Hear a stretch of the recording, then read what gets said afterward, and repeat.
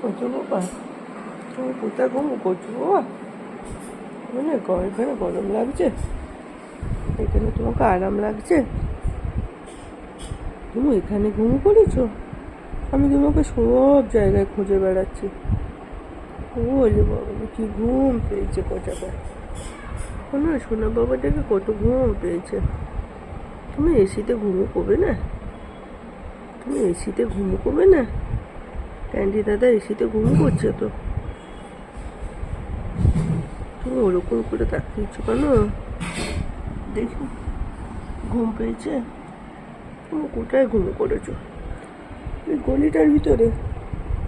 তুমি গলির ভিতরে ঘুমো করছো বাবা?